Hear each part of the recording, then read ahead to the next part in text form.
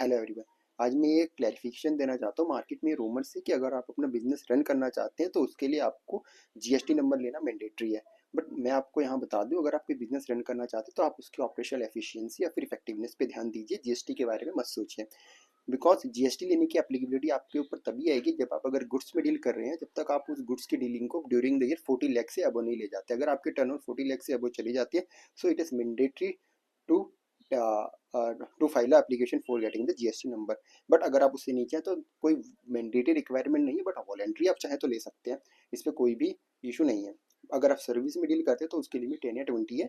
आप जैसे ही उस थ्रेशोल्ड को क्रॉस करते हैं तो जीएसटी में मैंडेटरी हो जाता है रजिस्ट्रेशन लेना। उसके बिलो है तो कोई मैंडेटरी नहीं है, पर आप वॉलेंट्री ले सकते हैं।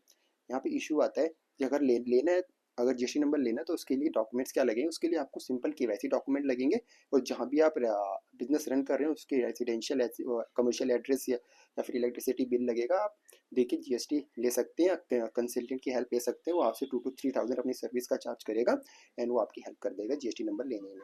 ठीक है। बट अगर आपको इसके बाद इशू आता है कि हम रेगुलर स्कीम में जाएं या फिर कंपोजिशन स्कीम में जाएं, तो इसका आंसर वेरी क्लियर है। अगर आप जो गुड्स या सर्विसेज प्रोवाइड कर रहे हैं उसके लिए जो रॉ मटेरियल या फिर सर्विस अवेल कर रहे हैं, अगर आप उस पर जीएसटी पे कर रहे हैं तो definitely you will go to the regular scheme, because regular scheme में आपको इनपुट टैक्स क्रेडिट का बेनिफिट मिल जाता है। बट अगर आपको वहां से कोई भी जीएसटी पे नहीं कर रहे हैं और कोई बिल नहीं मिल रहा है, तो इस केस में आपको कंपोजिशन स्कीम में जाना चाहिए। वहां पे क्या होगा, आपको सिर्फ और सिर्फ 1% टैक्स पे करना है। 0.5 सीजीएसटी, 0.5 एसजीएसटी, सिंपल।